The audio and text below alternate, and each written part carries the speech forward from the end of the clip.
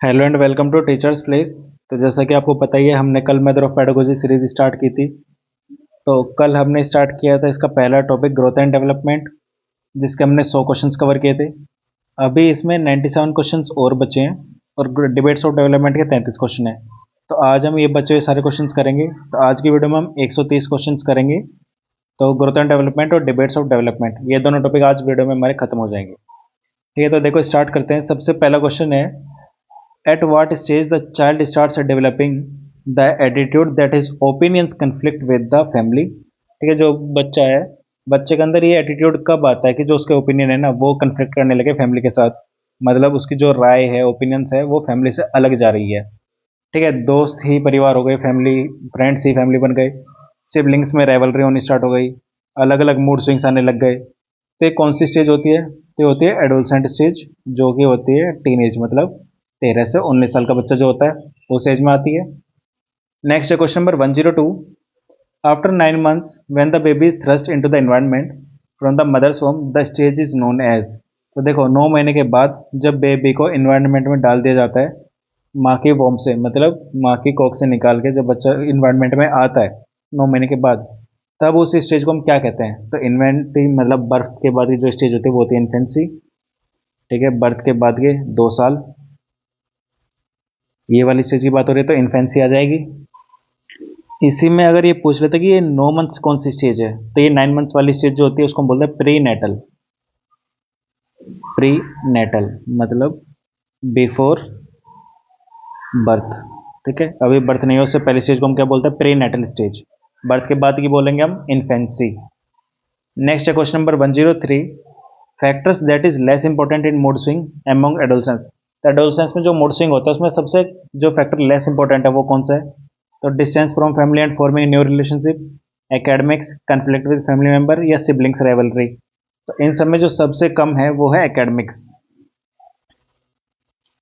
तो एकेडमिक्स इसका आंसर हो जाएगा। अब देखो एकेडमिक्स की वजह से उसको स्ट्रेस हो सकता है, ठीक है, मूड स्विंग नहीं होंगे। ठीक है, मूड स्विंग होने के लिए एक तो फैमिली इशू हो सकता है, ठीक है, दूसरा कन्फ्लिक्ट्स हो सकते हैं, और तीसरा राइवलरी हो सकता है। इनकी वजह से मूड स्विंग होता है। एकेडमिक्स की वजह से एकेडमिक्स जो है वो लेस इंपॉर्टेंट हो जाए मूड स्विंग के केस में।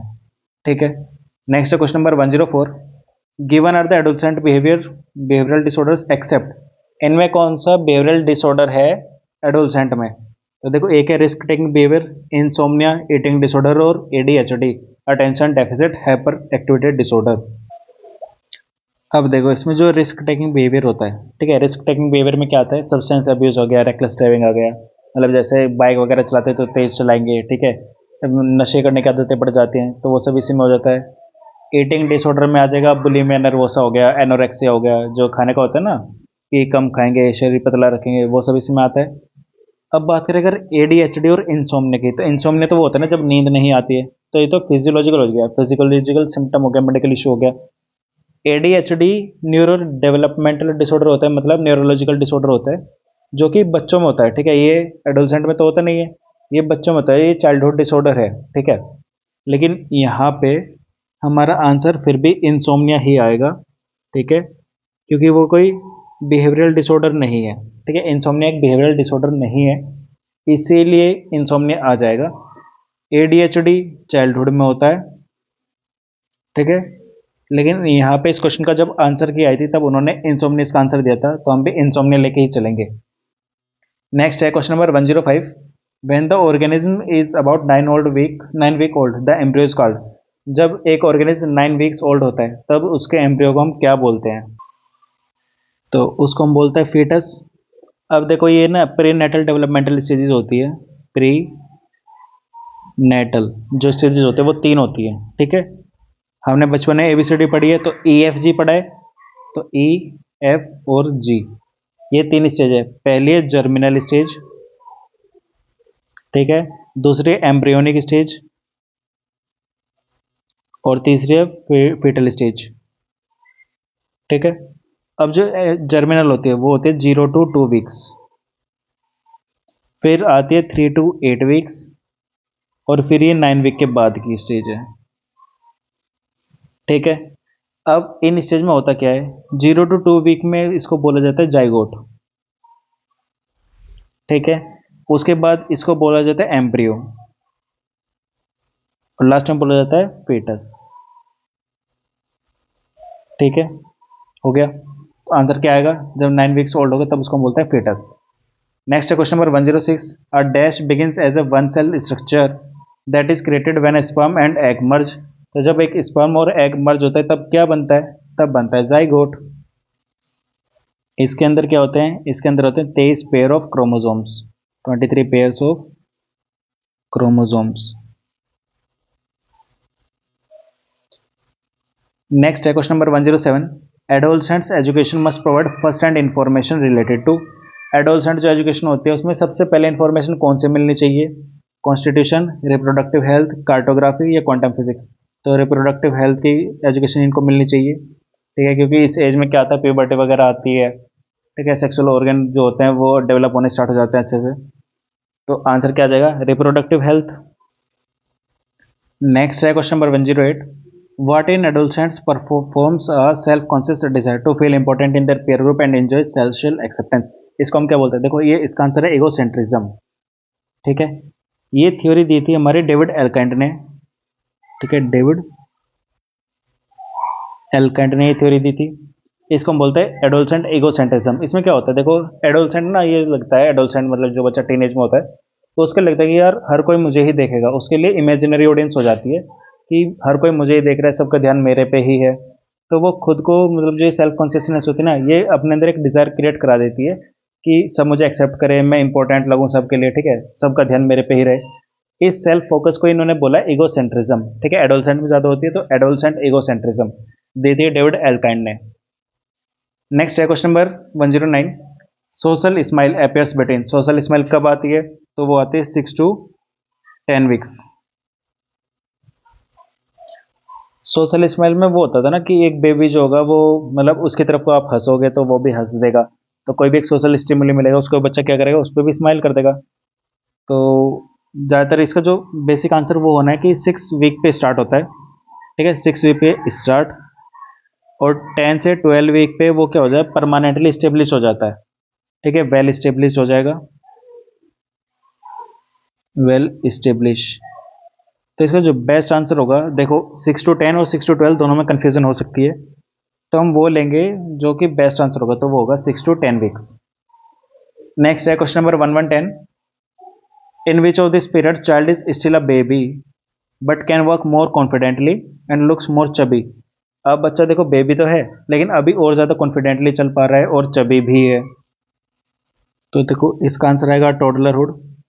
अब ये टोडलर एक वर्ड आपने सुना होगा बार बार, टोडलर, ठीक है, जो बिल्कुल बेबी तो है नहीं कि हाँ लेटे हुए हैं एक जगह, वो चलने तो लग जाते हैं, वॉक तो करने स्टार्ट कर देते हैं लेकिन अनस्टेडीली, ठीक है, गिरते पड़ते सहारे से चलने लग जाते हैं।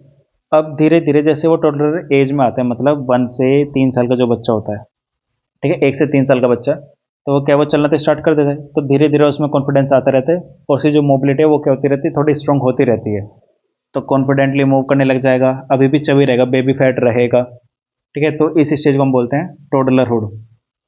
नेक्स्ट है question number 111, teething of a baby is marked between dash and dash month. तो बच्चे के जो दांत आते हैं वो किस एज में आते हैं, तो देखो ये आते हैं 6 to 8 मंथ्स, 6 and 8 मंथ्स, 6 से 8 महीने के बच्चे के दांत आने स्टार्ट हो जाते हैं अच्छे से, ठीक है, तो एवरेज एज तो यही है जब उसका पहला दांत आता है। नेक्स्ट है, by the age of 3 years which of the following qualities is mastered by the child. 3 साल का बच्चा इनमें से क्या कर पाता है, तो वोकेबलरी और sentence speaking, life functioning, personality and relationship, growth and fine motor skill, sitting walking sufficient hand eye coordination. तो देखो आंसर तो इसका डी आएगा, ठीक है। देखो वोकेबलरी उसकी डेवलप होती है लेकिन मास्टरी नहीं आ जाती है उसकी, ठीक है, देखो मास्टर लिखा है ना, मास्टरी तो नहीं आ जाती वोकेबलरी पे, एरर होते हैं उसके, जो वो ग्रामर बोलता है सेंटेंस बोलता है तो उसमें ग्रामेटिकल मिस्टेक्स होती हैं। लाइफ फंक्शनिंग, पर्सनैलिटी, रिलेशनशिप, ये तो बड़े होके भी इंसान मतलब लाइफ लॉन्ग सीखता ही रहता है। ग्रोथ और फाइन मोटर स्किल्स, तो देखो 3 साल का बच्चा चल पा रहा है, ठीक है, मान लेते हैं वो चल रहा है, तो क्या वो उतना अच्छे से चल पाएगा जितना 5-6 साल का बच्चा चल पाएगा, स्कूल में जाएगा। फाइन मोटर स्किल वो ड्राइंग कर रहा है या राइटिंग कर रहा है, तो कुछ लिखने का काम, तो उसकी फाइन मोटर स्किल्स कब डेवलप होगी? जब वो स्कूल में जाने स्टार्ट हो जाएगा। तो ये फाइन मोटर स्किल्स सारी रिफाइन होती है स्कूल में जाके, ठीक है। वो पेंसिल पकड़ सकता है 3 साल का बच्चा आराम से, कुछ भी इधर उधर कुछ भी बना सकता है, लेकिन उसकी रिफाइनमेंट कहाँ होगी, मास्टरी कहाँ आएगी? मास्टरी आएगी स्कूल जाके, मतलब स्कूल वाली एज 5-6 साल का हो जाएगा जब, तब। लेकिन बैठना, चलना, हैंड आई का सफिशिएंट हैंड आई कोऑर्डिनेशन, ये 3 साल की एज तक आ जाता है, ठीक है। तो आंसर डी आएगा। नेक्स्ट है, in which stage of child development children enjoy fantasy stories like fairy tales the most. अब बच्चों को परी की कहानी, मतलब परियों की, जादू टोने की जो ये कहानियां होती है, तो ये कहानी कब पसंद आएगी? तो ये कहानियां पसंद आती है अर्ली चाइल्डहुड में, ठीक है। जब बच्चा मतलब प्री स्कूल में है, ठीक है, तब हमारे टाइम पे भी बहुत सारे नाटक आते थे, सोन परी वगैरह आते थे, शरारत आता था, एक करिश्मा का करिश्मा, तो ऐसे बहुत सारे नाटक आते थे। तो शकला का बूम बूम, ये जो पेंसिल वगैरह थी कि पेंसिल से कुछ भी बना दो, उससे वो सच में आ जाता है। तो ये सारी स्टोरीज कब चलती हैं? अर्ली चाइल्डहुड में चलती हैं। नेक्स्ट है, which stage of child development refers to the period of gang age. अब गैंग एज हम किसको बोलते हैं? तो देखो पहले भी ये क्वेश्चन आया है, जो मिडिल और लेटर चाइल्डहुड होते हैं ना, मतलब 7 से 11 साल के जो बच्चे होते हैं, उस एज को हम बोलते हैं गैंग एज। तो आंसर क्या आ जाएगा? चाइल्डहुड, क्योंकि यहाँ पे मिडिल चाइल्डहुड या लेटर चाइल्डहुड तो आंसर में नहीं दिया ऑप्शन में, तो चाइल्डहुड आंसर आ जाएगा। नेक्स्ट है question number 115, the child fully develops his fine motor skills eight which stage. बच्चे में जो फाइन मोटर स्किल्स होती हैं वो किस स्टेज पे अच्छी तरीके से डेवलप हो जाती है? तो ये डेवलप हो जाती है हमारी अर्ली चाइल्डहुड में, जब बच्चा स्कूल में जाता है, ठीक है, तब वहाँ पे जाके वो फंक्शनल सेंस में आ जाती है, उसकी राइटिंग, ड्राइंग, ठीक है, और बटनिंग, मतलब शर्ट वगैरह के बटन वगैरह लगाना। तो ये सब इनकी मास्टरी आनी स्टार्ट हो जाती है इसकी कब? अर्ली चाइल्डहुड में, जब वो स्कूल जाने स्टार्ट हो जाता है अच्छे से, ठीक है। प्री स्कूल मतलब एक तरीके से 3 से 6-7 साल का जो बच्चा होता है, वो वाली एज में। नेक्स्ट है, during which stage does the child learn to identify members of the family and imitate them. किस स्टेज में बच्चा जो फैमिली मेंबर्स को आइडेंटिफाई करना और उनकी नकल करना स्टार्ट कर देता है? तो देखो प्री नेटल में तो नहीं करेगा, बर्थ से पहले तो कर नहीं पाएगा, 0 से 2 साल का बच्चा नहीं करता है, या तो चाइल्डहुड आंसर आना है इसका, या एडल्टहुड। इन दोनों में कंफ्यूजन हो सकती है, इन्फेंसी और प्री नेटल में तो कंफ्यूजन नहीं होनी चाहिए। देखो फैमिली मेंबर्स को आइडेंटिफाई करना वो इन्फेंसी स्टेज में, जब मतलब 1 साल से ऊपर का हो जाता है, 1 से 2 साल के बीच का होता है, तब उसे 1-1.5 साल के आसपास उसके पता लगने लग जाता है कि ये मेरी फैमिली मेंबर्स हैं, ठीक है, ये मम्मी है, ये मम्मी का तो पहले ही पता लग जाता है, ये पापा है, भाई है, ये बहन है, जो भी उनके फैमिली में होता है। इन्फेंसी में उसको स्टार्ट हो जाता है फैमिली मेंबर्स की आइडेंटिफिकेशन, ठीक है। इसके बाद क्या होता है? इसके बाद होती है 2-3 चीज़ें। एक तो होता है इमिटेशन, ठीक है, नकल करना। तो बच्चा नकल करना स्टार्ट कर देता है, कब करता है? जब वो 1.5-2 साल के आसपास का होता है, जिसको हम बोलते हैं डेफर्ड इमिटेशन, ठीक है। अलग अलग थेरीज में इसका जिक्र होता है। डेफर्ड इमिटेशन मतलब जो कोई आप जिस जैसे करोगे, आप उसकी तरफ जीभ निकालो तो वो भी जीभ निकालेगा, ठीक है, आप उसकी तरफ मुंह बनाओ तो वो भी मुंह बना देगा। तो इस तरीके का जो डेफर्ड इमिटेशन होता है, वो सब आता है कब? चाइल्डहुड में। इन्फेंसी से स्टार्ट हो जाता है, लेकिन आता कब है? वो आ जाता है चाइल्डहुड स्टेज में। तो आंसर आएगा हमारा चाइल्डहुड स्टेज। नेक्स्ट है, early childhood stage is also known as. Early childhood को हम और क्या बोलते हैं? तो अर्ली चाइल्डहुड में बच्चा ना जो खिलौने से बहुत ज़्यादा खेलता है, ठीक है, जैसे लेटर चाइल्डहुड में क्या है, गैंग एज है, ऐसे ही अर्ली चाइल्डहुड स्टेज को हम बोलते हैं टॉय एज, ठीक है। इसमें बच्चा खिलौने बहुत ज़्यादा यूज़ करता है, खिलौने से ही खेलता है।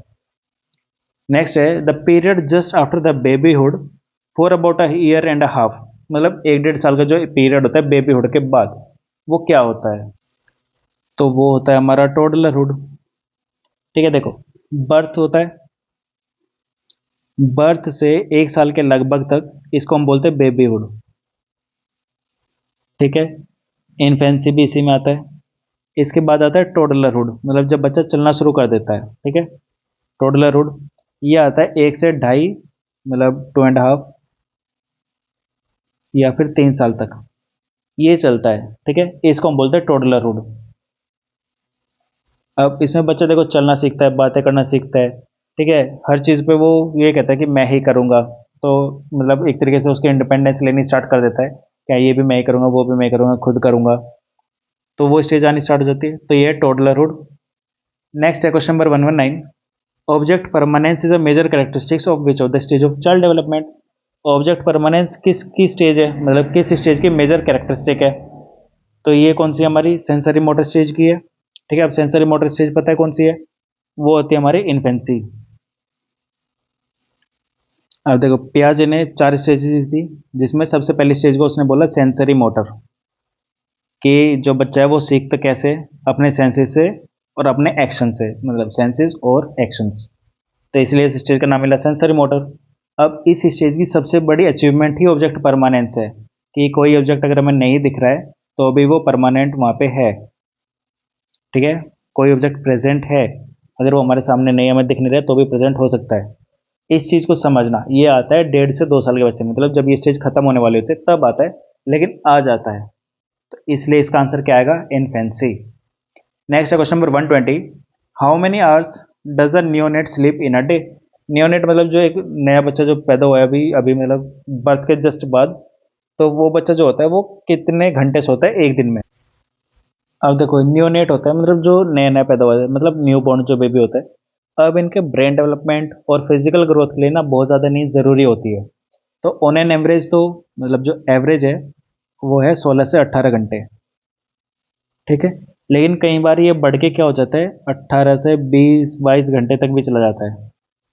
ठीक है, 23 घंटे तो इम्पॉसिबल ही हो जाता है, जो इसमें 23 घंटे लिखा है वो तो इम्पॉसिबल है, 22 से 23 घंटे। तो जो बेस्ट पॉसिबल आंसर हो जाएगा वो हो जाएगा 18 से 22 घंटे पर डे।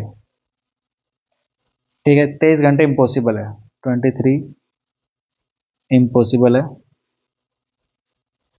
ठीक है, तो पॉसिबल आंसर जो है, एक्यूरेट जो आंसर हो सकता है वो हो जाएगा 18 से 22। नेक्स्ट है during which age does language development start taking place. Language development कौन सी एज पे हमारा स्टार्ट हो जाता है। तो जो लैंग्वेज डेवलपमेंट है वो हमारा होता है अर्ली चाइल्डहुड में, 2 से 6 साल का जो बच्चा होता है उसमें हमारा लैंग्वेज डेवलपमेंट स्टार्ट हो जाता है। नेक्स्ट है हु आर न्यूनेट्स। न्यूनेट्स कौन होते हैं, न्यू बॉर्न बेबी कौन होते हैं। तो न्यूनेट्स होते हैं जो पहले मतलब पहला 1 मंथ वाले जो बेबी होते हैं ना, मतलब फर्स्ट 4 वीक्स, उनको हम बोलते हैं न्यूनेट्स। ठीक है, फर्स्ट 28 डेज, तो जिसका जन्म पिछले 28 दिनों के अंदर हुआ है उनको हम बोलते हैं न्यूनेट, न्यू बॉर्न। ठीक है, तो इन्फेंट ड्यूरिंग फर्स्ट मंथ, और कुछ तो नहीं है। चलो नेक्स्ट है when infants start matching the voice with the appropriate face of the speaking person. अब देखो ये है कि अगर कोई इंसान बोल रहा है, ठीक है, उसके फेस को और उसकी वॉइस को मैच करना, ये बच्चा कब सीख जाता है। तो ये लगभग सीखता है 3 से 4 मंथ के राउंड, अराउंड 3 to 4 मंथ्स। ठीक है, इसको हम बोलते हैं इंटरमोडल परसेप्शन। अगर कहीं पे लिखा जाए कि इंटरमोडल परसेप्शन कब आता है, किस एज तक आता है, तो वो होता है हमारा 3 to 4 मंथ्स। नेक्स्ट है question number 124। Which of the following behaviour of the fetus is correct. अब fetus का कौन सा बिहेवियर करेक्ट है। तो देखो पहला है the very first detectable movement of the embryo is the movement of their hand. By 16 weeks the fetal response to external touch is localized to the area of contact। तो देखो पहला तो हो जाएगा इनकरेक्ट, क्योंकि जो ये कह रहा है मूवमेंट ऑफ देयर हैंड वो तो बाद के स्टेज में आता है। 7-8 मंथ के आसपास जो पहला डिटेक्टेबल मूवमेंट होता है वो होता है या तो होल बॉडी का रिथिंग मूवमेंट होता है या फिर हेड और नेक का फ्लेक्शन होता है। ठीक है, मतलब होता है ना बच्चा पेट में लात मार रहा है, वो सब जो होता है वो सब बाद में होना स्टार्ट होता है। मूवमेंट ऑफ देयर हैंड ये भी बाद में आता है, जैसे थंब सकिंग वगैरह हो गया, तो ये बाद के स्टेज में आता है। जो दूसरा लिखा है कि by 16 weeks foetal response to external touch is localised to the area of contact, ये सही है। ठीक है, ये करेक्ट है, तो ओनली 2 आ जाएगा, ऑप्शन डी। नेक्स्ट है question number 125। Prenatal development is traditionally divided into which stage. तो अभी बताया था ई, एफ और जी। ठीक है, तो जर्मिनल, एम्ब्रियोनिक और फेटल यही स्टेज होती है, तो 1 2 3 आंसर आ जाएगा। नेक्स्ट है question number 126। In the context of embryonic stage which of the following statement is correct. Embryonic stage में कौन सा ट्रू है। It is the last stage, नहीं, इसके बाद एफ मतलब फेटल स्टेज भी आती है, तो ये तो इनकरेक्ट हो गया। नेक्स्ट है embryonic period is the danger period for German measles या रूबेला, ये भी सही है। ठीक है, तो सिर्फ स्टेटमेंट 2 करेक्ट है, तो ओनली 2 आ जाएगा, ऑप्शन सी। नेक्स्ट है question number 127। In which syndrome a pattern of physical and mental abnormalities found in babies because the mother was heavy drinker during pregnancy. मतलब प्रेगनेंसी के टाइम पे अगर जो मदर है वो ज़्यादा ड्रिंक करती हो तो बच्चे में कुछ एबनॉर्मेलिटीज आती है, मेंटल और फिजिकल। तो इस सिंड्रोम को हम क्या बोलते हैं? तो इसमें आंसर आ जाएगा फेटल अल्कोहल सिंड्रोम, एफएएस बोलते हैं, फेटल अल्कोहल सिंड्रोम। इसके जो सिम्टम होते हैं ना, इसमें ये होता है कि जो फेशियल एबनॉर्मेलिटीज आ जाती है, ठीक है, ग्रोथ में कमी आती है, ग्रोथ रिटार्डेशन हो जाता है, और मेंटल एबनॉर्मेलिटीज आती है, जैसे इंटेलेक्चुअल डिसेबिलिटी हम बोलते हैं ना, कि थोड़ा पागल है या थोड़ा दिमाग कम काम करता है, वो सारी स्टेज इसी में आ जाती है, ठीक है, वो सारे सिम्टम्स इसी वजह से आते हैं। तो फेटल अल्कोहल सिंड्रोम इसका आंसर आ जाएगा। नेक्स्ट है the importance of prenatal environment for normal foetal development has been shown by. तो ये जो है कौन से उसमें दिखाया, कौन से ट्रेजेडी में बताया गया है कि नॉर्मल फेटल डेवलपमेंट के लिए इंपॉर्टेंट है प्री नेटल इन्वायरमेंट, मतलब बर्थ से पहले की जो स्टेज है, जब मदर प्रेग्नेंट है, तब उनका जो इन्वायरमेंट है वो कितना ज़रूरी है फेटल डेवलपमेंट नॉर्मली होता रहे इसके लिए। तो ये किसने दिखाया था? तो देखो ये थी हमारी थैलिडोमाइड ट्रेजेडी। इसमें क्या होता है, देखो इसमें ना 1950-60 की बात है। उस टाइम पे एक ड्रग दी जा रही थी थैलिडोमाइड, ठीक है, प्रेग्नेंट लेडीज को दी जा रही थी। तो अब जो सुबह सुबह उनकी तबीयत खराब रहती है, मॉर्निंग सिकनेस वगैरह होती है, तो उसके लिए दी जा रही थी। तब इसका इम्पैक्ट पता चला जब उनके बेबी बॉर्न हो रहे थे, तो या तो उनके जो लिम्स हैं वो खराब हो रहे थे, ठीक है, बहुत सारे बच्चों की जो मेंटल डेवलपमेंट है वो सही से नहीं हो पा रहा था। तो ये सब किसकी वजह से हुआ था? ये जो प्री नेटल स्टेज में उनकी मदर ने ड्रग्स ली थी, ठीक है, ड्रग मतलब दवाई ली थी, जो मेडिसिन ली थी थैलिडोमाइड। तो इस ट्रेजिडी की वजह से पता लगा था कि जो इन्वायरमेंट है ना प्री नेटल स्टेज में जो मदर को मिलता है, वो भी इन्वायरमेंट के लिए, मतलब बच्चे के डेवलपमेंट के लिए सही होना चाहिए। तो थैलिडोमाइड आएगा इसका आंसर। नेक्स्ट है which of the following movement in foetus is correctly matched with the age related to it. अब कौन सा मूवमेंट बच्चे की मूवमेंट और वीक कौन सा सही है ये बोला है। तो पहला है देखो जनरल ब्रीथिंग मूवमेंट, तो ये कब आता है? तो ये आता है 8 वीक्स पे, सही लिखा है। ये पहला डिटेक्टेबल मूवमेंट होता है, फर्स्ट डिटेक्टेबल मूवमेंट। नेक्स्ट है इंक्रीज इन स्पॉन्टेनियस मूवमेंट, वो आता है 10 वीक के आसपास। तो ये भी सही लिखा है, दोनों सही लिखे हैं, बोथ 1 and 2 आ जाएगा ऑप्शन सी।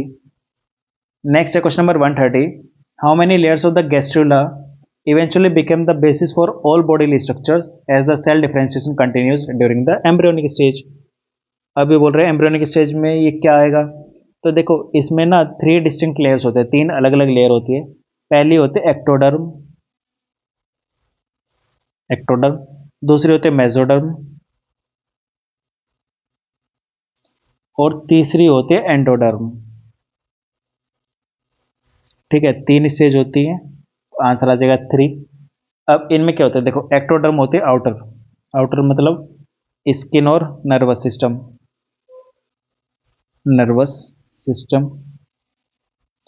मेसोडर्म में क्या होता है, मिडल, मतलब मिडल में जो हमारी मसल्स हो गई, बोन्स हो गई, ठीक है, मसल और बोन्स। तीसरा होता है इनर, एंडोडर्म। इसमें क्या होता है, इसमें हमारे डाइजेस्टिव सिस्टम, रेस्पिरेटरी सिस्टम ये आ जाते हैं, डाइजेस्टिव और रेस्पिरेटरी। ठीक है, सर्कुलेटरी कहाँ आएगा, सर्कुलेटरी आएगा मसल बोन्स के साथ, सर्कुलेटरी। तो जो हमारे सिस्टम है ये, तो 3 स्टेज होती हैं, पहली एक्टोडर्म, दूसरी मेसोडर्म, तीसरी एंडोडर्म, 3 आ जाएगा। नेक्स्ट है in the context of brain and reflex behaviour which of the following statement is correct, कौन सा सही है। तो पहले लिखने beginning about 2 weeks after conception, conception के बाद लगभग 2 हफ्ते के आसपास शुरू होता है। The brain gradually develops from long hollow tube into a spherical mass of cells. दूसरा लिखा है cerebellum grows fastest during the first year of life. दोनों स्टेटमेंट सही है, तो आंसर आ जाएगा बोथ 1 and 2। नेक्स्ट है in the context of early human reflex which of the following pair is correctly match, कौन सा करेक्टली मैच है ये पूछा है। तो देखो पहले लिखा है Babinski head turns mouth open. Babinski में जो होता है ना, कि बेबिंस्की में ये होता है कि जो बच्चे का जो फुट है, ठीक है, वो स्ट्रोक लगता है, मतलब एक तरीके से उसके जो सोल ऑफ द फुट है ना वो स्ट्रोक होता है। जो ये हेड टर्न माउथ ओपन लिखा है ये होता है रूटिंग रिफ्लेक्स। ये क्या होता है, ये होता है रूटिंग रिफ्लेक्स। तो ये तो गलत मैच है। दूसरा लिखा है स्विमिंग, ये होता है makes well coordinated swimming movement, तो ये भी सही है।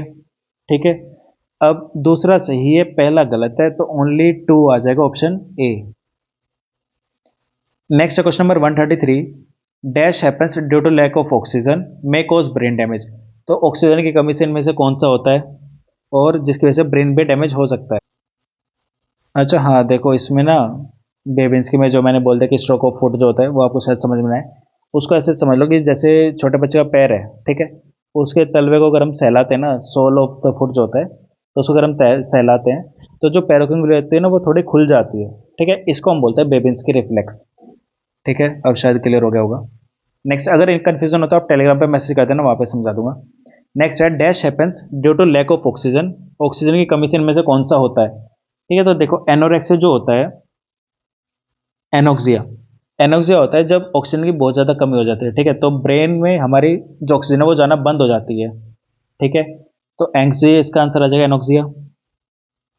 अल्जाइमर होती है भूलने की बीमारी, ठीक है, डिमेंशिया, एपिलेप्सी, ये सब क्या है, न्यूरोलॉजिकल कंडीशंस हैं, ठीक है, इनको सिर्फ ऑक्सीजन की कमी से हम नहीं बता सकते ऑक्सीजन की कमी से ये सब हो रहा है।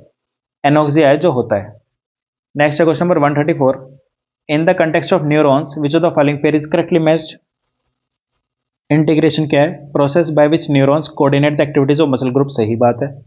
Differentiation, process by which neurons acquire specialised structure and function, ये भी सही है, तो दोनों सही है, तो बोथ 1 एंड 2 आ जाएगा, option B both 1 and 2। Next है question number 135। Dash is mechanical monitoring of foetal heartbeat during labour and delivery. तो जो मैकेनिकल मॉनिटरिंग है ये होती है हमारी इलेक्ट्रॉनिक फेटल मॉनिटरिंग, ईएफएम। ठीक है, ईएफएम होता है। नेक्स्ट है dash is the newborn baby up to 4 weeks old. तो 4 वीक्स ओल्ड के बच्चे को जो हम बोलते हैं वो हम बोलते हैं न्योनेट, तो न्योनेट बोलते हैं, तो इसमें आ जाएगा ओनली 2, ऑप्शन सी ओनली 2 आ जाएगा। नेक्स्ट है question number 137। Dash is the process of uterine cervical and other changes that break on labour. तो अब इनमें कौन सा प्रोसेस होता है? तो जो हम कहते हैं ना कि बेबी का बर्थ होने वाला है, एक्ट ऑफ गिविंग बर्थ जो होता है उसका मेडिकल टर्म क्या होता है? वो होता है पैट्यूरेशन। ठीक है, ऑपरेशन नहीं होता है। ऑपरेशन तो बॉडी में आप कुछ भी करा दो तो वो ऑपरेशन हो जाता है, ठीक है, आंख ठीक कराने चले जाओ वो भी ऑपरेशन है, हाथ ठीक कराने चले जाओ हाथ का कुछ ऑपरेशन हो रहा है तो ऑपरेशन हो रहा है, ठीक है, नी की सर्जरी करा लो तो वो भी ऑपरेशन है। ऑपरेशन तो एक मेजर टर्म हो गया। पार्ट्यूरेशन है जो हम बोलते हैं कि बेबी का जब बर्थ होता है ना, तब उस स्टेज को हम बोलते हैं पार्ट्यूरेशन। इसके अंदर होता है यूटेरिन सर्विकल और अदर चेंजेस जिसकी वजह से लेबर आता है, बच्चा डिलीवर होता है। इसकी 4 स्टेजेस होती है, तो कल हमने इसी के ऊपर क्वेश्चन किया था ना, 4 स्टेज होती हैं इसकी, वो आप कमेंट में करके बताना कौन कौन सी 4 स्टेज होती है। तो इसमें आएगा ओनली 2, ऑप्शन डी आ जाएगा ओनली 2। नेक्स्ट है question number 138। In the context of studying infant perception who was the Pioneer of visual preference method. तो विजुअल प्रेफरेंस जो बच्चा देता है उसका पायनियर कौन था, किसने बोला था ये सब होता है? तो वो थे हमारे रॉबर्ट फ्रेंड्स। ठीक है, इन्होंने 1961 में एक लुकिंग चैम्बर एक्सपेरिमेंट किया था, लुकिंग चैम्बर एक्सपेरिमेंट किया था, ठीक है, जहां पे इन्होंने विजुअल प्रेफरेंस मेथड अपनाया था और तब इन्होंने पता करा था। ठीक है, तो रॉबर्ट फ्रेंड्स इसका आंसर आ जाएगा। नेक्स्ट है question number 139। In the context of evolution of brain which of the following statement is correct. इनमें से कौन सा स्टेटमेंट सही है ब्रेन के बारे में? तो पहला लिखा है the average weight of the brain in the new born baby 450 ग्राम। तो देखो ये एक्चुअल में जो होता है वो होता है हमारा 350 से 400, ठीक है, बर्थ के टाइम पे जो ग्राम वेट होता है बेबी का।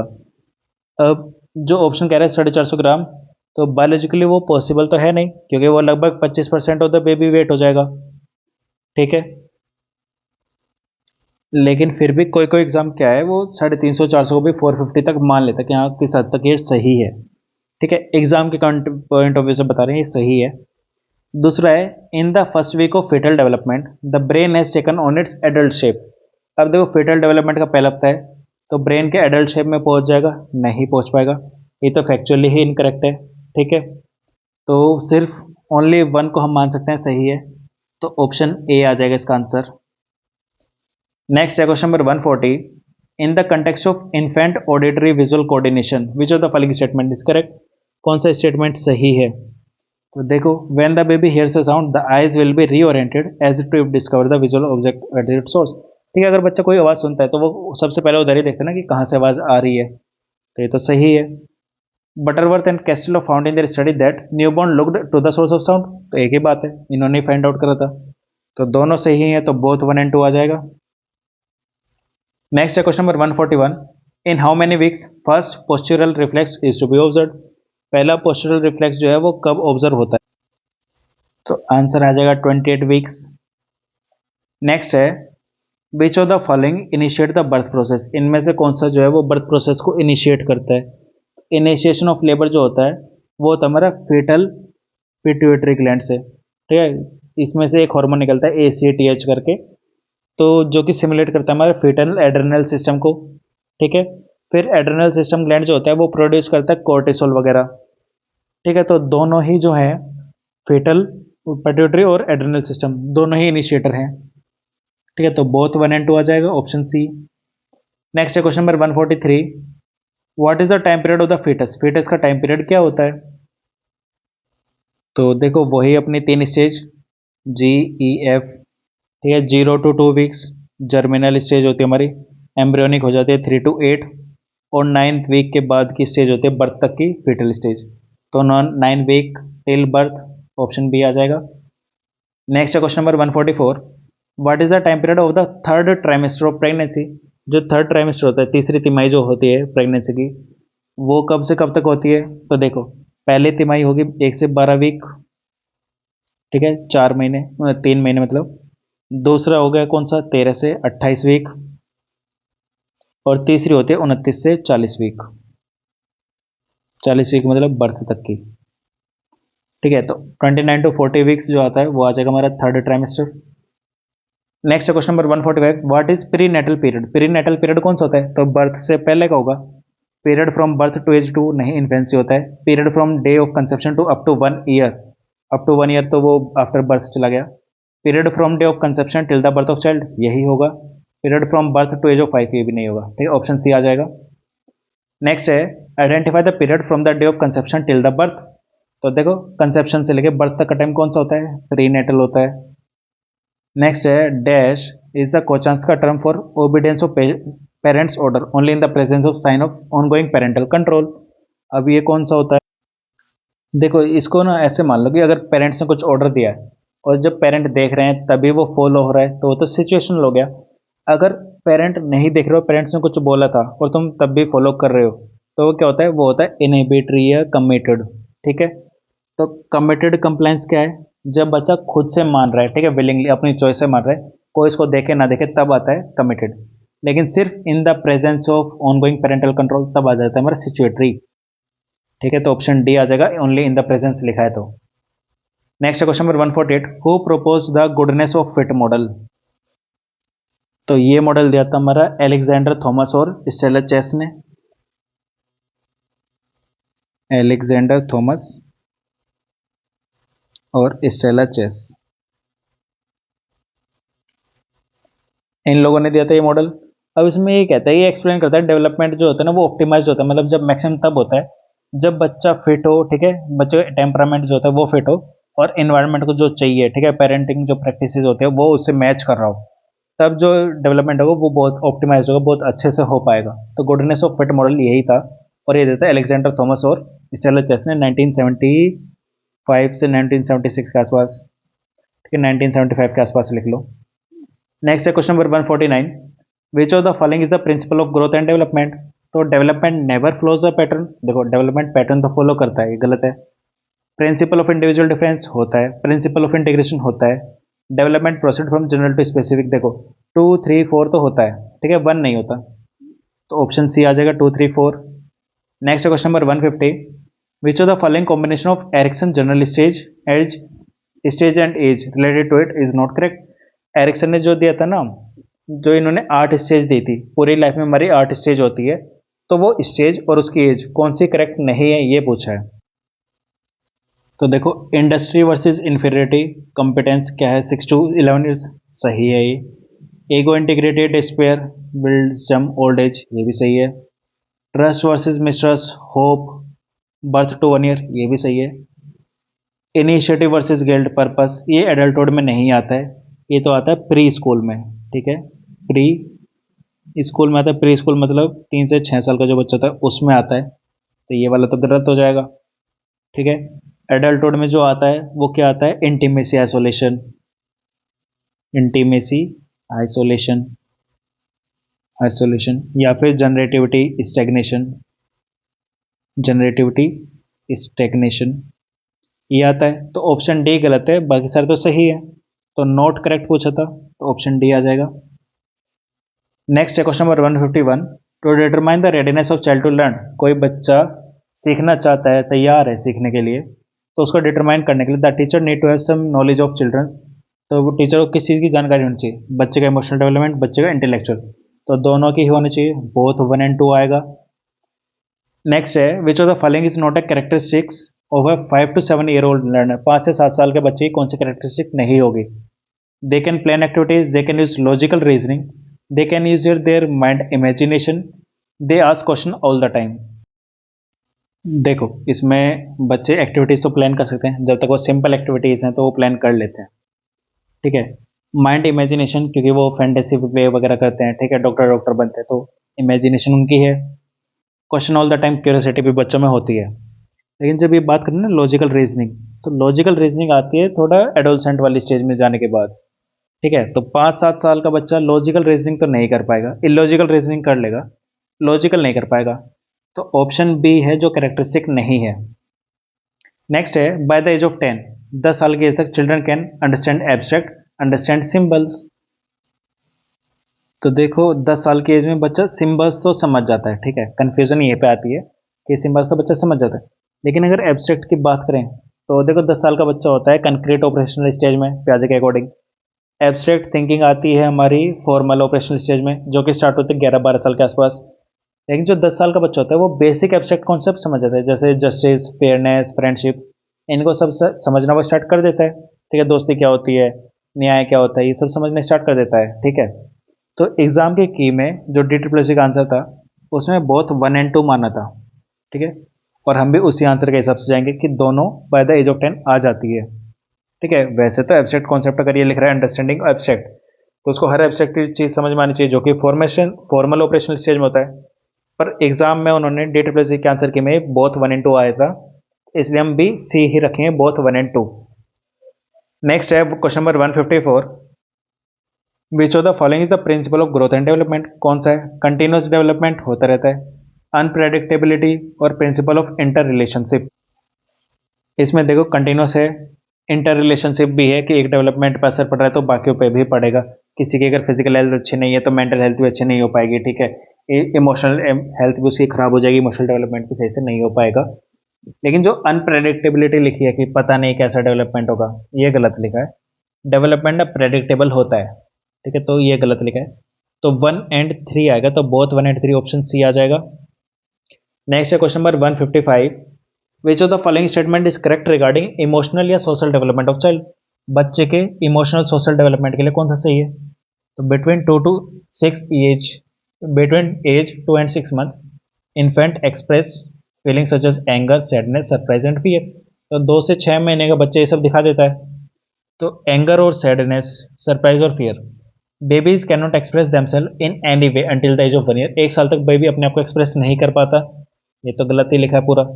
Toddler usually enter another emotionally rocky time between the age of 15 to 18 months। तो देखो पहला तो सही है, और ये रॉकी टाइम का मतलब इसमें सिर्फ इतना है कि वो जो है ना, मतलब अपने आप के लिए उसके इमोशन बढ़ जाता है कि हाँ ये सब मैं ही करूँगा, ठीक है, उसके ड्रामे टेंट्रम वगैरह बढ़ जाते हैं, ठीक है। तो ये वाला भी सही है, तो इसमें भी 1 and 3 ही होगा, बोथ 1 and 3 आ जाएगा। नेक्स्ट है question number 156। Which of the following so children making their own discoveries, children are little scientist, किसने बोला था, पियाजे ने बोला था, तो आंसर आ जाएगा जीन पियाजे, ठीक है। जो गैसल थे, ठीक है, ये थे आर्नोल्ड गैसल, इन्होंने बायोलॉजिकल मैच्योरेशन पे ज़्यादा ध्यान था, मतलब हेरिडिटी पे ज़्यादा ध्यान था कि अगर माँ बाप अच्छे होंगे तो बच्चा अच्छा हो जाएगा, माँ बाप खराब होंगे तो बच्चा भी खराब हो जाएगा। ज़्यादातर इन्होंने हेरिडिटी पे बोला था, ठीक है। और उसके बाद इन्होंने बोला था जो बायोलॉजिकली मैच्योर होंगे तब वो सीख जाएंगे, बायोलॉजिकली मैच्योर नहीं होंगे तो नहीं सीखेंगे।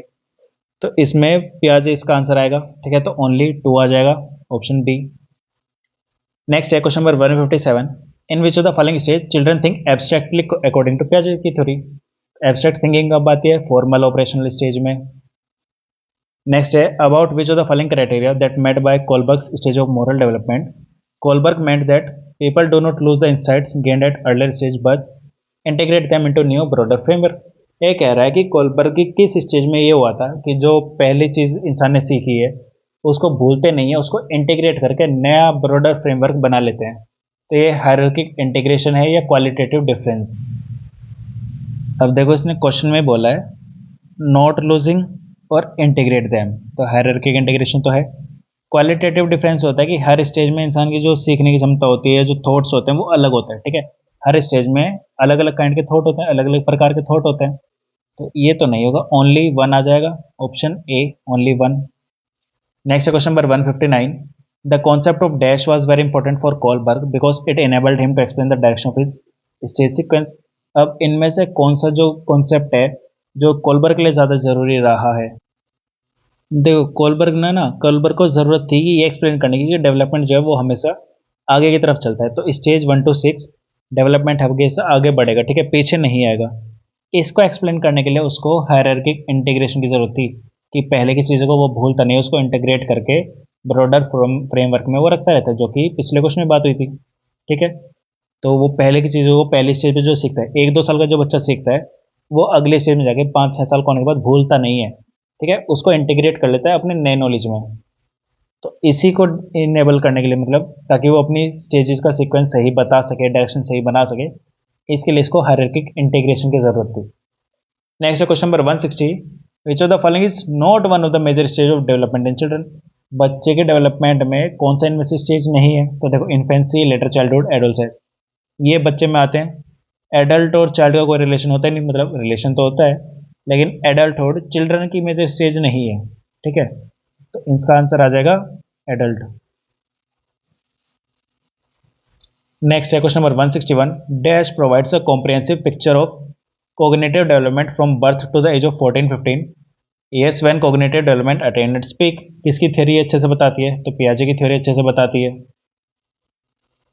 तो cognitive development थ्योरी किसने दी थी, पियाजे ने दी थी। नेक्स्ट है question number 162। Who was the founder of psycho analysis and gave theory of psycho analytics. तो साइको एनालिटिक थ्योरी किसने दी थी, सिगमंड फ्रॉइड ने दी थी, ठीक है। नेक्स्ट है which of the following is the development known for a 2 year old child. 2 साल के बच्चे के लिए इनमें से कौन सा है। तो the child can walk without jump help jump and run. तो बच्चा चल पाता है, बिना हेल्प के चल पा रहा है, कूद पा रहा है, दौड़ पा रहा है। The child can skip and hop. 2 साल का बच्चा गिर सकता है। The child has free and active movement and can respond to music. The child can not walk or even crawl. तो बच्चा चल नहीं पा रहा, क्रॉल भी नहीं कर पा रहा, तो ऑप्शन डी भी पूरे तरीके से गलत है। कंफ्यूजन आएगी आपको ए और सी में। तो देखो इसमें कैन रिस्पॉन्ड टू म्यूजिक ये सही हो सकता है, ठीक है, लेकिन ये मतलब डेवलपमेंट में कैसे आ रहा है, डेवलपमेंटल नॉर्म कैसे है या उसे एक्टिव और फ्री मूवमेंट कैसे है, ये एक्सप्लेन नहीं कर पा रहा, इसलिए इसको भी गलत मानेंगे हम। और मोटर डेवलपमेंट, वॉकिंग, रनिंग, इनसे ज़्यादा अच्छे से पता लग पाते हैं, तो ऑप्शन ए आ जाएगा इसका correct answer. Next question number 164। Which of the following is the characteristic of formal operation stage. Formal operation stage की कैरेक्टरिस्टिक बतानी है। तो पहला डेवलपमेंट ऑफ स्ट्रॉन्ग आइडियलिज्म, सही है, हो जाता है। कंप्लीट जनरलिटी ऑफ थॉट, ये भी सही है, ठीक है, यहाँ पे वो प्रोपोजिशनल थिंकिंग करने लग जाते हैं। Ability to deal with hypothetical idea situation, तो ये तीनों ही सही है, 1, 2 एंड 3 आ जाएगा इसका answer, option D. Next question number 165। How many stages were there in the theory of moral judgement. पियाजे की जो मोरल जजमेंट की थ्योरी थी उसमें कितनी स्टेजेस थी। तो उसमें 2 ही स्टेज थी, एक थी हेट्रोनोमस और एक थी ऑटोनोमस, ठीक है। तो 2 स्टेज आ जाएगी, एक हो जाएगी हेट्रोनोमस, मतलब जब वो दूसरों पे डिपेंड है, दूसरों के हिसाब से कर रहे हैं मोरलिटी जज, और एक थी ऑटोनोमस, जब वो खुद से डिसाइड कर रहे थे कि क्या मोरलिटी में आएगा क्या नहीं आएगा, ठीक है। तो जो पहली है वो 5 से 9 साल के आसपास की है और दूसरी जो है वो 10+ साल के लिए है। नेक्स्ट है what does development imply. Development का मतलब क्या है। तो पहला लिखा है क्वांटिटेटिव चेंज, ये तो ग्रोथ होता है। क्वालिटेटिव चेंज ये डेवलपमेंट होता है, तो यही आंसर आ जाएगा।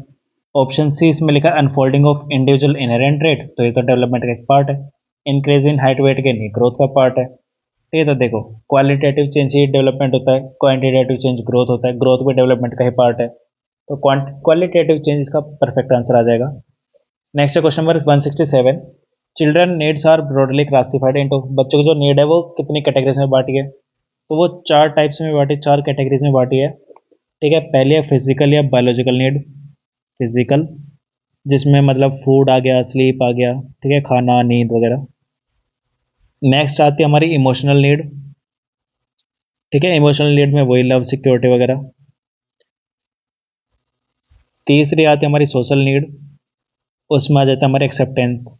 ठीक है, हमें ज़्यादा अलग थलग ना रखा जाए, एक्सेप्ट कर लिया जाए, ज़्यादा मतलब डिस्क्रिमिनेशन ना हो। फिर चौथी होती है इंटेलेक्चुअल नीड। ठीक है, इंटेलेक्चुअल में क्या आ जाता है, लर्निंग वगैरह की नीड्स। ठीक है, स्टिमुलेशन की नीड, तो वो सब हमारे इसमें आ जाते हैं। तो ये चार टाइप्स हैं। नेक्स्ट है question number 168, what does growth imply, growth क्या इंप्लाई करता है, क्वांटिटेटिव चेंज या क्वालिटेटिव, तो क्वांटिटेटिव ग्रोथ में आएगा, तो ऑप्शन ए आ जाएगा। नेक्स्ट है, how do children in the age group 3 to 5 learn, 3 से 5 साल के बच्चे कैसे सीखते हैं, मतलब ये है प्री स्कूलर जो स्कूल नहीं जा रहे हैं अभी। By experiencing the environment through senses, तो वो तो होता है सेंसरी मोटर स्टेज वालों का काम। Through variety of experience with larger focus on fine motor activities, through verbal ability and develop concept and problem skills, to pay attention and develop interest in reading writing arithmetic. देखो, verbal ability, develop concept, problem skill, ये बाद की stages के काम है। Attention देके reading writing arithmetic इन पे focus नहीं किया जाता है। ठीक है, अलग अलग एक्सपीरियंसेस दिए जाते हैं फाइन मोटर एक्टिविटीज़ को, मतलब इन पे फोकस रख के अलग अलग एक्सपीरियंसेस देने हैं। तो ऑप्शन बी इसका परफेक्ट आंसर हो जाएगा। नेक्स्ट है question number 170, what are the major characteristic and developmental changes from birth to 2 years of age, जन्म से लेकर 2 साल तक की एज के जो मेजर कैरेक्टरिस्टिक्स हैं वो क्या होंगे। ठीक है, तो पहला लिखा है, children begin using inductive logic और रीजनिंग फ्रॉम स्पेसिफिक इन्फॉर्मेशन। तो देखो, 2 साल का बच्चा इंडक्टिव लॉजिक वगैरह रीजनिंग वगैरह तो नहीं लगाएगा। ठीक है, नेक्स्ट है, children begin to use deductive logic और reasoning from a general principle to specific information, ये भी नहीं होगा। Children at this stage tend to be egocentric, 2 साल का बच्चा भी नहीं हुआ है, इन्फेंसी के स्टेज में है, तो वो क्या करेगा, children learn about the world through basic actions such as sucking, grasping, looking, listening, ये ज़्यादा सही है, तो ऑप्शन डी इसका आंसर आ जाएगा। नेक्स्ट है question number 171, what are the heaviest developmental task during the life span of later childhood, तो लेटर चाइल्डहुड में मतलब 6 से 12 साल का जो बच्चा होता है, ये होता है 6 से 12 साल का बच्चा, उसके लिए क्या टास्क होते हैं।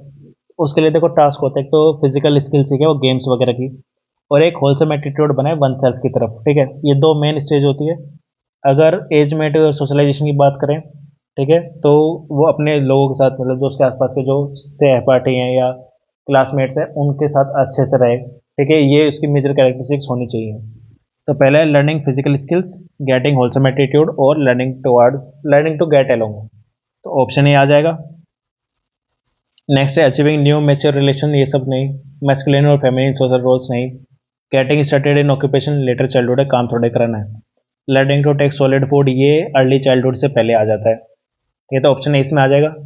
नेक्स्ट है question number 172, skills employed in gardening when kids use a trowel or rake and pick up tiny seeds to plants are called, तो देखो, कुछ चीज़ उठाना है, किड्स ट्रॉवेल वगैरह यूज़ कर रहे हैं, रेक यूज़ कर रहे हैं, तो गार्डनिंग में कौन सी स्किल्स हैं ये।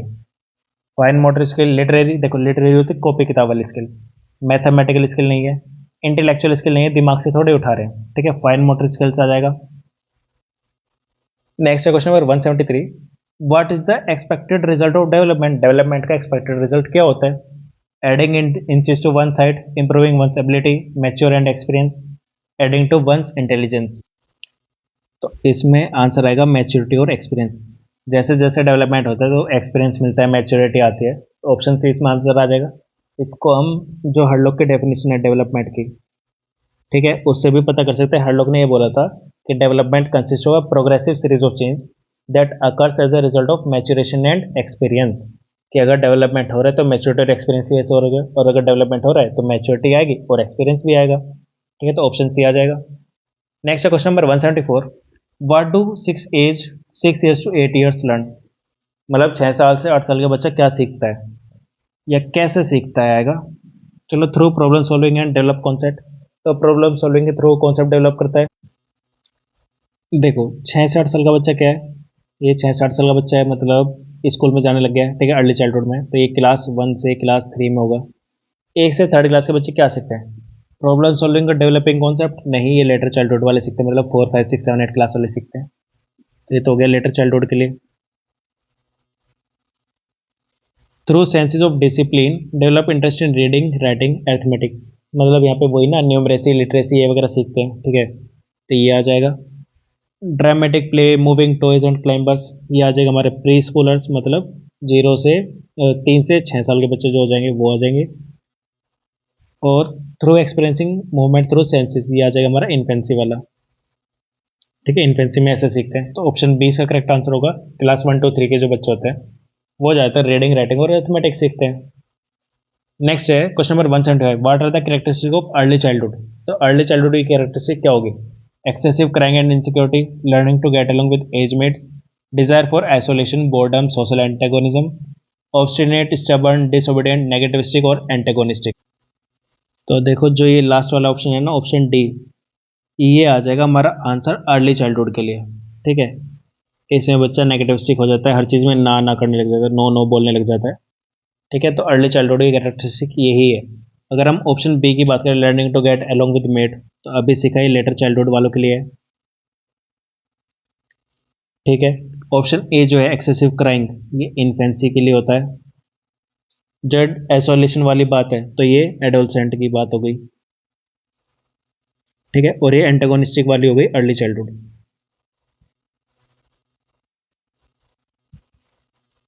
Next question number 176, which of the following is the perfect place for a child to develop mental connection, socialise and develop fine motor growth skill. तो कहाँ सीख सकता है? प्ले ग्राउंड, लेबोरेटरी, होम या क्लासरूम।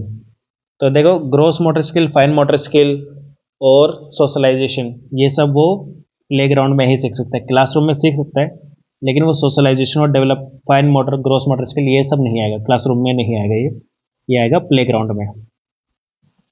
क्योंकि play ground में वो भागेगा, दौड़ेगा, ठीक है, कूदेगा, जंपिंग करेगा, ठीक है, चीज़ों को पकड़ेगा, मैनिपुलेट करेगा, इक्विपमेंट्स को, खेल कूद के जो इक्विपमेंट होते हैं ना, स्पोर्ट्स इक्विपमेंट, उन सबको यूज़ करेगा, टॉयज यूज़ करेगा, तो प्ले ग्राउंड ज़्यादा अच्छा है। नेक्स्ट है question number 177, what do children in the late childhood usually do. 8 से 12 साल का बच्चा क्या करता है? Organise a great deal of information about the world from their senses. Senses की बात हो रही है तो इंटीमेसी, मतलब वो इनफेंसी वाली स्टेज आ जाएगी।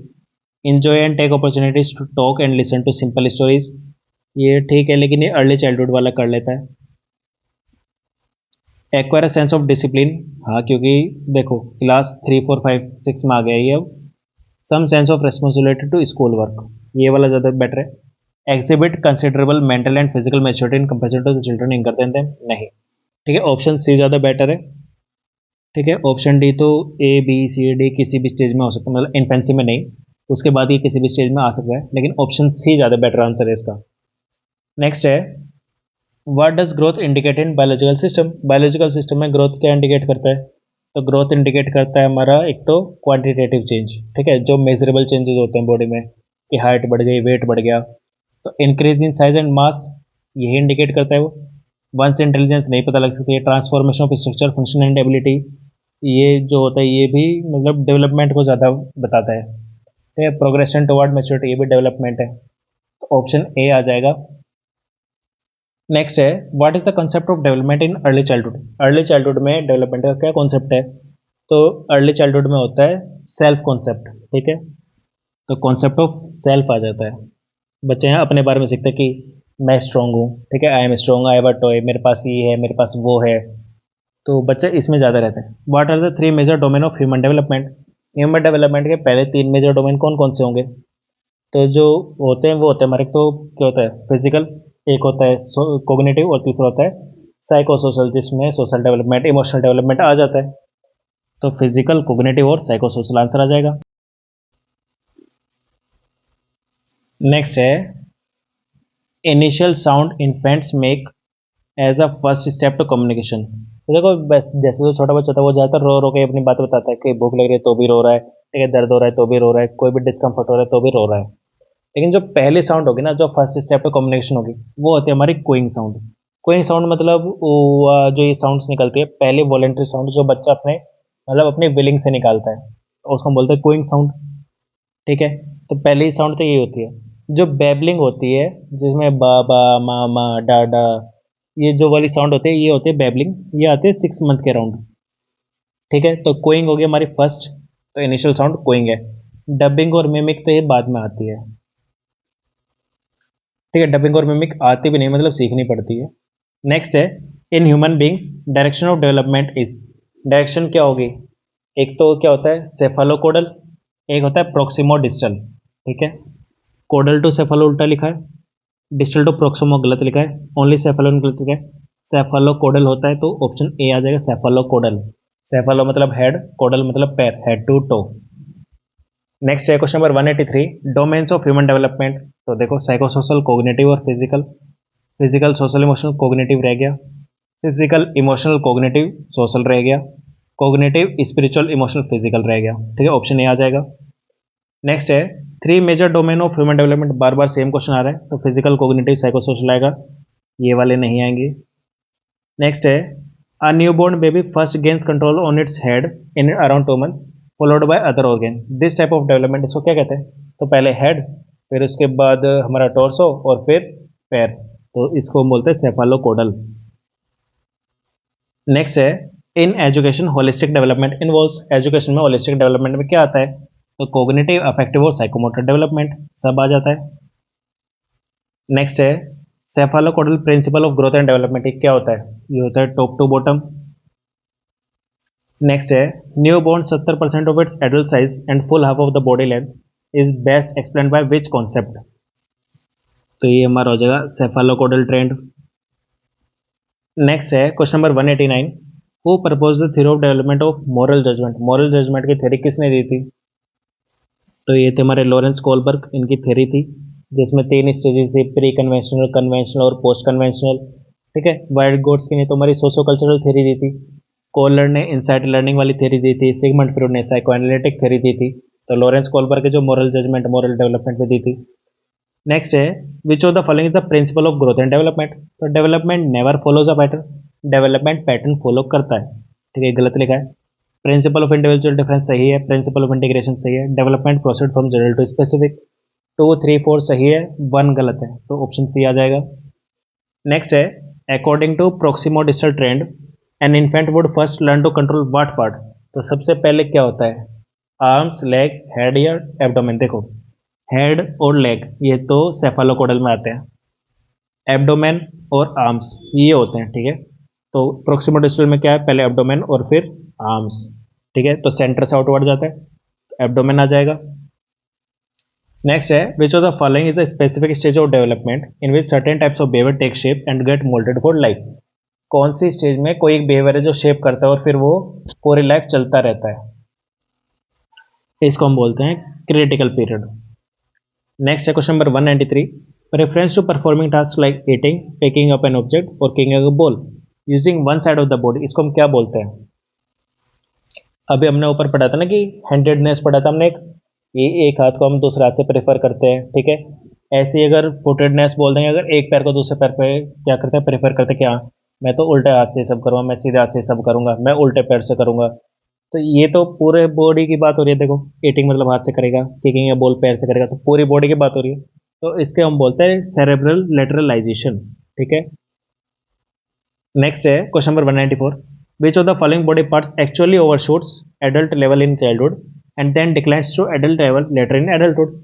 ये कह रहा है कि बचपन में, चाइल्डहुड में ही जो एडल्ट का लेवल होता है तो उससे आगे निकल जाता है और फिर धीरे धीरे कम होकर एडल्ट के लेवल पे आ जाता है। ठीक है, इनमें से कौन सा पार्ट है वो? तो जो हमारे लिम्फोइड सिस्टम होता है वो इसका आंसर आ जाएगा। लिम्फोइड सिस्टम में भी जो लिम्फेटिक टिश्यूज होते हैं, टॉन्सिल हो गया, एडेनोइड हो गया, लिम्फ नोड हो गया, ये चाइल्डहुड में बहुत ज़्यादा रैपिडली ग्रो करते हैं ताकि इन्फेक्शन कम हो। ठीक है, उसके बाद धीरे धीरे ये कम होने स्टार्ट होते हैं। तो नेक्स्ट है question number 195, cephalocaudal means, cephalocaudal का मतलब क्या है? तो from head to toe. Next है a child shows fear and anxiety in front of an unknown person and starts moving closer to the mother, इसको हम क्या बोलते हैं? Stranger and anxiety. Last question है इस टॉपिक का, infant develop stranger anxiety around the age of. Stranger anxiety कब आती है? तो स्ट्रेंजर एंग्जाइटी जो होती है वो लगभग आ जाती है हमारे 7 से 8 मंथ के आसपास, तो आंसर आ जाएगा 7 to 8 मंथ्स। ठीक है, ये टॉपिक खत्म हो गया। अब हमारा अगला टॉपिक है डिबेट्स ऑफ डेवलपमेंट। इसके सिर्फ 33 क्वेश्चन है, इसलिए आज की ही वीडियो में कवर कर देंगे। ठीक है, नेचर नर्चर बोल दो, ठीक है, हेरेडिटी वर्सेस इन्वायरमेंट बोल दो, एक ही बात है। ठीक है, नेचर ही हेरिडिटी है, नेचर यहाँ पे पर्यावरण को मत ले लेना। ठीक है, नेचर यहाँ पे पर्यावरण नहीं है। नेचर मतलब हेरिडिटी है और नर्चर मतलब इन्वायरमेंट है। ठीक है, तो अब हम इसके 33 क्वेश्चन है उनको कवर कर लेते हैं। तो सबसे पहला क्वेश्चन है, which of the following is a genetic influence on health. तो कोलेस्ट्रॉल और डायबिटीज दोनों ही, टाइप 1 डायबिटीज, टाइप 2 डायबिटीज, या फिर कोलेस्ट्रॉल की बात करें तो ये दोनों ही क्या जेनेटिक इन्फ्लुएंस होते हैं, तो बोथ 1 एंड 2 आ जाएगा। नेक्स्ट है question number 2, which of the following factors are responsible for low birth weight children, मतलब जो बच्चों का जन्म होता है और उनका बर्थ वेट जो होता है वो बहुत कम होता है, तो उसका मेन फैक्टर क्या है। तो उसका मेन फैक्टर आ जाएगा हमारा पुअर न्यूट्रिशन, ठीक है, इनएडिक्वेट पेरेंटल केयर, स्मोकिंग और एक्सपोजर टू स्ट्रेस, मदर की बात हो रही है। ठीक है, उसके बाद good socio economic factors such as educated family, ये तो इसका कोई लॉजिक ही नहीं है। Pre pregnancy medical factor such as having no children और मोर देन 4, तो ये वाले पीरियड भी होते हैं। ठीक है, 1 एंड 3, ये जो दोनों हैं ये दोनों ही करेक्ट है, रेस्पॉन्सिबल है। ठीक है, तो 1 एंड 3 आ जाएगा ऑप्शन ए। नेक्स्ट है, dash is the aspect of home environment that seem necessary for normal cognitive and psychosocial development.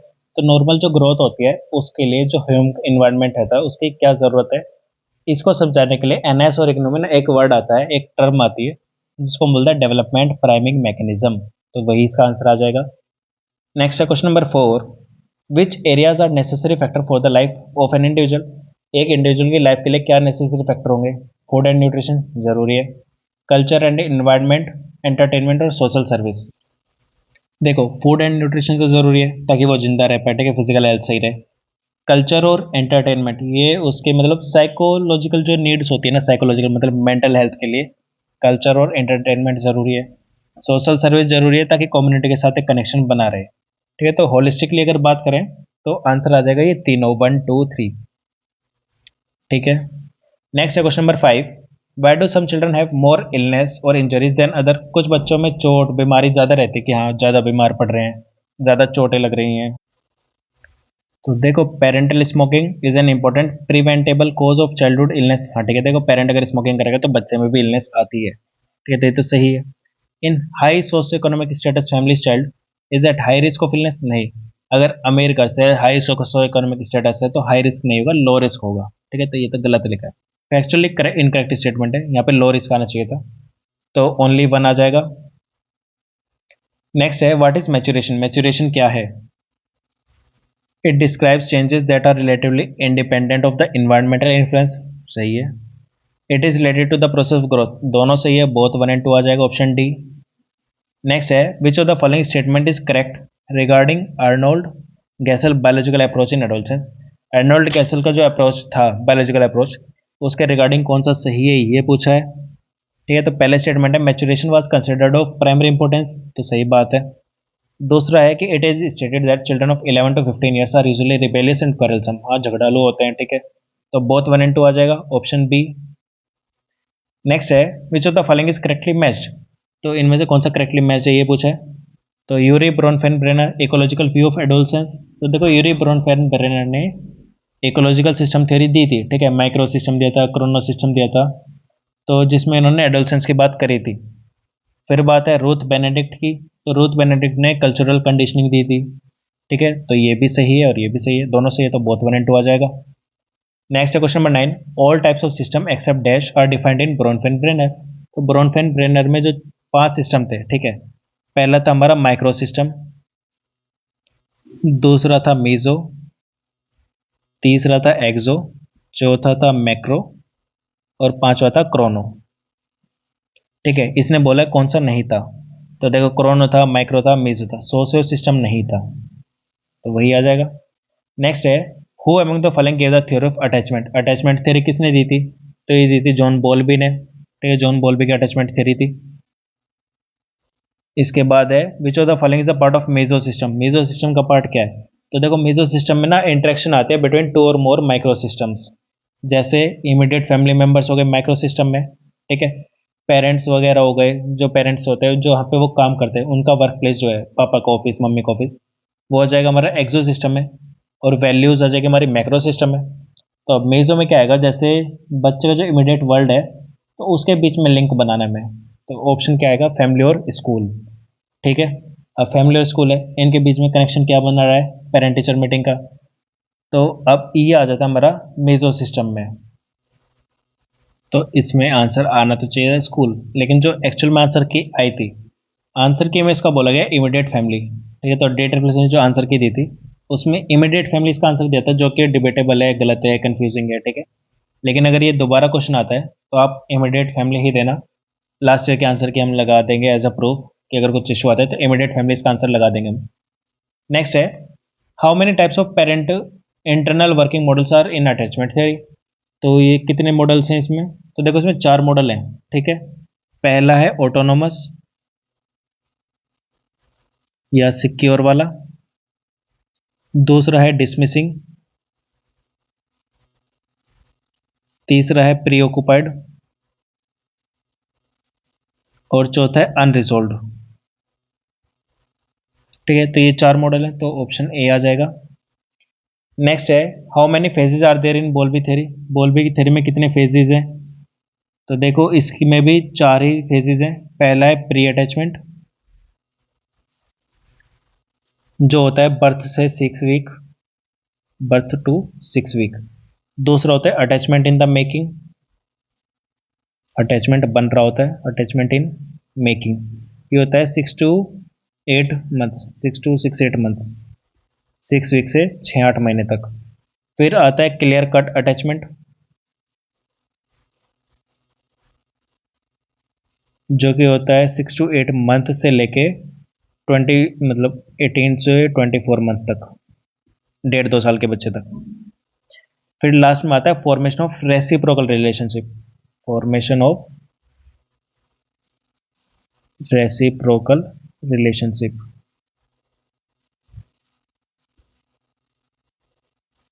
ठीक है। ये आता है 18 से 24 मंथ का जब बच्चा होता है उसके प्लस, ठीक है। तो 4 हो जाएंगी। नेक्स्ट है सेपरेशन एंग्जाइटी, जो होती है develop in which phase of child development. तो ये कौन से फेज में आती है, तो ये आती है तीसरे फेज में, जिसमें क्लियर कट अटैचमेंट होता है, उसमें सेपरेशन एंग्जाइटी आ जाती है, तो थर्ड फेज आ जाएगा, ठीक है।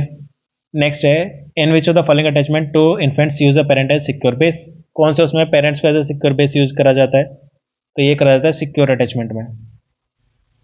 नेक्स्ट है question number 16, which of the following statement is associated with environment of the child in the womb of mother. Mother के वॉम्ब की बात हो रही है, मतलब प्री नेटल इन्वायरमेंट की बात हो रही है, prenatal environment, prenatal environment की बात हो रही है, तो the quality and quantity of nutrition received with the embryo within the womb of mother. तो ठीक है, बच्चे को जैसा खाना मिल रहा है। एनी डैमेज और accident to the baby in the womb, ये भी प्री नेटल है। सिंगल चाइल्ड और multiple children getting nourish in the womb, एक ही बच्चा है पेट में या 2 3 एक साथ है, तो ये तीनों ही प्री नेटल इन्वायरमेंट में आ जाते हैं, तो 1 2 3 ऑप्शन डी आ जाएगा। नेक्स्ट है question number 17, which of the following can be defined as the process through which the cells carries the physical and mental trait from parents to their children। तो ये क्या होता है, देखो इसको हम बोलते हैं हेरिडिटी। पेरेंटल ट्रेट्स बच्चे में जा रहे हैं सेल्स के थ्रू, तो इसको हम बोलते हैं हेरिडिटी। नेक्स्ट है question number 18, the which of the following is the social and cultural forces that affect the growth and development of child. मतलब सोशो कल्चरल फोर्सेज के बारे में पूछा है। Prenatal and family care received by the child, तो ये तो सही है, ठीक है, सोशो कल्चरल है। Quality of schooling received by the child, ये भी सोशल है, कल्चरल है। Quality of pair group relationship and company of the child, तीनों ही क्या है, ये तीनों किस में आ जाएंगे हमारे, एक सेकंड, तीनों कैसे आ जाएंगे, quality of pair group relationship, ठीक है। क्वालिटी ऑफ स्कूलिंग, ये भी सही है, लेकिन पेरीनेटल और family care received by the child, ये तो बायोलॉजिकल और हेल्थ वाले इशू आ गए ना, ये तो बायोलॉजिकल हेल्थ, बायोलॉजिकल वाला इशू आ गया, ठीक है। तो बायोलॉजिकल फैक्टर है, फिजिकल ग्रोथ के लिए बात हो रही है, तो बोथ 2 एंड 3 आएगा, 1 नहीं आएगा, 2 और 3 आएगा, ठीक है। तो ऑप्शन बी आ जाएगा 2 एंड 3। नेक्स्ट है क्वेश्चन नंबर 19। अच्छा देखो फिर से एक बार देख लेते हैं, क्वेश्चन में बात हुई है सोशो कल्चरल फोर्सेज की, ठीक है, जो बच्चे के डेवलपमेंट की बात करेगा। तो देखो प्री नेटल और family care received by the child, ये क्या है, ये इन्फ्लुएंस कल्चर से हो रहा है, ठीक है। लेकिन ये जो हेल्थ है, ये प्री नेटल, ये सारा बच्चे की बायोलॉजिकल हेल्थ की बात हो रही है। बायोलॉजिकल बायोलॉजिकल हो रही, तो मतलब हम फिजिकल बोल सकते हैं, तो ये सोशल कल्चरल फोर्स तो नहीं है, ठीक है। दूसरा quality of schooling received by the child, ये पूरा जब बच्चा बर्थ के बाद स्कूल जा रहा है तो स्कूलिंग कैसे मिल रही है, ये सोशो कल्चरल फोर्स है। क्वालिटी ऑफ पीयर ग्रुप, बच्चे कैसे मिल रहे हैं उसके साथ के, ठीक है, क्लासमेट्स कैसे हैं, ये भी सोशो कल्चरल है। लेकिन जो पहले वाला है वो बायोलॉजिकल इशू है, ठीक है, हेल्थ और बायोलॉजी से रिलेटेड है, फिजिकल ग्रोथ का है, वो सोशल और कल्चरल फोर्सेस से अलग है, ठीक है। तो हम रखेंगे option B, both B and both 2 and 3। Next है, which of the following is internal factors on the growth and development, ठीक है, इंटरनल कौन सा है, इमोशनल फैक्टर। तो इमोशनल फैक्टर जो होते हैं वो तो बच्चे के खुद के अंदर के होते हैं, ठीक है, इंटरनल फीलिंग्स है बच्चे की, उसके वो अपने बारे में क्या सोचते हैं, सेल्फ कॉन्सेप्ट इंटरनल है। इंटेलिजेंस, अब इंटेलिजेंस भी क्या होता है, बच्चे की मेंटल कैपेसिटी है, तो वो भी हेरिडिटरी हो सकती है, इंटरनल हो सकती है। हेरिडिटरी फैक्टर तो इंटरनल है ही। बायोलॉजिकल और कॉन्स्टिट्यूशनल फैक्टर ये सारे ही क्या है, इंटरनल फैक्टर है, तो 1 2 3 4 आ जाएगा, ठीक है। नेक्स्ट है question number 20, which of the following is not an internal factor, इनमें से कौन सा इंटरनल फैक्टर नहीं है। तो ठीक है, देखो, इंटेलिजेंस, हेरिडिटरी फैक्टर और सोशल नेचर, बच्चे का टेम्परामेंट कैसा है, ठीक है, वो घुलता मिलता है, इंट्रोवर्ट एक्सट्रोवर्ट है, ये सब इंटरनल ट्रेट्स हो सकते हैं। टेक्निकल फैक्टर इंटरनल नहीं होता है, ठीक है, टेक्निकल तो एक्सटर्नल होगा, इन्वायरमेंटल होगा। नेक्स्ट है, what is the meaning of following expression, learning is product of environment, learning environment का एक प्रोडक्ट है, इसका मतलब क्या है। तो इसका मतलब ये है कि learning is a product of environment, इसका मतलब ये हो जाएगा कि लर्निंग जो होती है वो इन्वायरमेंट, एक्सटर्नल वर्ल्ड से जो एक्सपीरियंस करते हैं हम उसके थ्रू होती है, ठीक है। तो इसमें आ जाएगा, देखो, learning is through the modification and remodification of object and individual in the environment, option C आ जाएगा, ठीक है। नेक्स्ट है question number 22, what is the importance of personal development, personal development का इंपॉर्टेंस क्या होता है। तो देखो, पर्सनल डेवलपमेंट अगर हम करते हैं तो एक तो ये लाइफ लॉन्ग प्रोसेस है, ठीक है, अपने आप की डिस्कवरी होती है, लर्निंग होती है, सेल्फ इंप्रूवमेंट होती है। तो developing self confidence and self esteem सही है। Developing knowledge and professional confidence, professional confidence personal development में जरूरी नहीं है। It is a life long process that help individual grow and mature, option C ज़्यादा सही हो गया। It is the process of adjustment and accommodation life, ये जरूरी नहीं है, ठीक है। तो देखो, ऑप्शन ए और सी है, दोनों आंसर हो सकते हैं, लेकिन ऑप्शन सी है एक लाइफ लॉन्ग प्रोसेस जो इंडिविजुअल को ग्रो और मैच्योर करने में हेल्प कर रहा है, तो ऑप्शन ए ऑप्शन सी का पार्ट हो सकता है, ठीक है, तो ऑप्शन सी इसका आंसर आ जाएगा। नेक्स्ट है, what is the goal of self development, self development का गोल क्या होता है। तो सेल्फ डेवलपमेंट देखो, एक तो होलिस्टिक होता है, ठीक है, हेल्थ और इंटेलिजेंस इसके पार्ट्स हो सकते हैं, और अल्टीमेट फंक्शन भी ये होता है एडेप्टेशन का। तो सेल्फ डेवलपमेंट का मेन गोल, अल्टीमेट गोल क्या होता है, अल्टीमेट गोल होता है कि इन्वायरमेंट में अडेप्ट करना जिसमें हम रहते हैं, ठीक है, ऑप्शन डी आ जाएगा इसका आंसर। नेक्स्ट है, parents who have high expectation and impose firm control yet are also warm and responsive to their children, जो पेरेंट्स अपने बच्चे से हाई एक्सपेक्टेशन रखते हैं, उन पे कंट्रोल भी करते हैं, लेकिन फिर भी वार्म और रेस्पॉन्सिव होते हैं अपने बच्चों के प्रति, उनको हम कौन से पेरेंट बोलते हैं। तो उनको हम बोलते हैं ऑथोरिटेटिव, ठीक है, ऑथोरिटेरियन नहीं है, ऑथोरिटेटिव आएगा। नेक्स्ट है question number 25, Bronfenbrenner states parent child interaction, parent child interaction को हम कौन से सिस्टम में डालते हैं। तो इसको हम डालते हैं माइक्रो सिस्टम में। नेक्स्ट है, name the theories who said human development is affected by genetics, genetics को, हेरिडिटी को, इनको बोलने वाला कौन था। तो देखो, जो सबसे फेमस था ना जिसने नेचर वर्सेस नर्चर के जो टर्म दी थी, फ्रेज दिया था, इसको दिया था फ्रांसिस गाल्टन ने, ठीक है, पूरा नाम है फ्रांसिस गाल्टन, तो लिखा है ऑप्शन बी। नेक्स्ट है, it is observe that infant develop close bond with the mother and get disturb when separated, अब इसको हम क्या बोलते हैं, इसको, दिस इज ड्यू टू, ये किसकी वजह से होता है, सेपरेशन एंग्जाइटी की वजह से होता है, सोशल एंग्जाइटी की वजह से, इमोशनल एंग्जाइटी या अटैचमेंट, तो ये सेपरेशन एंग्जाइटी की वजह से होता है। नेक्स्ट है, attachment theory secure base, a person who provide comfort and safety and allows the baby to explore the world is called as, इसको हम क्या बोलते हैं। ठीक है, देखो, सिक्योर बेस ये किसकी थ्योरी थी, बॉल्बी, जॉन बॉल्बी की थ्योरी थी, तो सिक्योर बेस टर्म है बॉल्बी टर्म, ठीक है, बॉल्बी ने टर्म दी थी सिक्योर बेस। नेक्स्ट है क्वेश्चन नंबर 29, ऑथोरिटेरियन पेरेंट्स कौन से होते हैं। तो ऑथोरिटेरियन पेरेंटिंग में क्या आएगा, इसमें एक्सपेक्टेशन तो हाई होगी, लेकिन तो वार्म तो रेस्पॉन्सिवनेस है वो कम हो जाएगी। अब जैसे 2 3 क्वेश्चन पहले था, ये रहा, देखो, हाई एक्सपेक्टेशन और वार्म भी है, रेस्पॉन्सिव है, तो ऑथोरिटेटिव। हाई एक्सपेक्टेशन के साथ लो वार्मनेस रहे तो ऑथोरिटेरियन आ जाता है, ठीक है, तो ये कौन सा आ जाएगा। देखो, demand strict adherence to rigid standard of behaviour, require little in way of responsible behavior from their children, encourage their children to act responsibly, do not enforce rules। तो देखो उनको ना सिर्फ ओबीडियंस चाहिए होती है, कुछ फर्क नहीं पड़ता बच्चा क्या है, बीमार है, जो भी है, उनको जो उन्होंने बिहेवियर बोल दिया वैसा ही करना है, ठीक है। तो ऑप्शन ए इसमें आ जाता है। नेक्स्ट है, you leave your child with a baby sitter, ठीक है, आया के साथ छोड़ दिया बच्चा। When you return your child ignores you, जब तुम वापस आ रहे हो तो तुम्हारा बच्चा तुम्हें इग्नोर कर रहा है। योर चाइल्ड बिहेवियर इंडिकेट्स कौन सा अटैचमेंट, तो वो दिखा रहा है इनसिक्योर में एवोडेंट अटैचमेंट, इनसिक्योर एवोडेंट। नेक्स्ट है, which of the following most clearly demonstrate the existence of emotional attachment, emotional attachment को कौन डेमोन्स्ट्रेट करता है इनमें से, तो वो करता है एविडेंस ऑफ अटैचमेंट, ठीक है। जैसे सेपरेशन एंग्जाइटी हो गया, उसी से हमें पता चलता है कि बच्चा कितना अटैच हो रखा है, इमोशनली अटैच है। नेक्स्ट है, who was the supporter of hereditary influence on human development, कौन था, तो अभी सेम क्वेश्चन है, तो जो फ्रांसिस गाल्टन है वही होंगे, ठीक है। अब इसमें लास्ट है, an individual personality is a result of, individual जो पर्सनैलिटी है वो हेरिडिटी का, इन्वायरमेंट का, फैमिली कल्चर का, तो हेरिडिटी और इन्वायरमेंट दोनों का रिजल्ट है, तो ऑप्शन बी आ जाएगा, हेरिडिटी एंड इन्वायरमेंट, ठीक है। ये टॉपिक खत्म हुआ। अब हमारे दो वीडियो में दो टॉपिक खत्म हो गए हैं और लगभग हमने 97 197 और 33 230 क्वेश्चन कर लिए होंगे दो वीडियो में, 130 क्वेश्चन ये और 100 क्वेश्चन कल। अब हम कल मिलेंगे थर्ड वीडियो के साथ जिसमें हम क्वेश्चन करेंगे एडोलसेंस के, ठीक है। तो मिलते हैं कल लेक्चर 3 के साथ।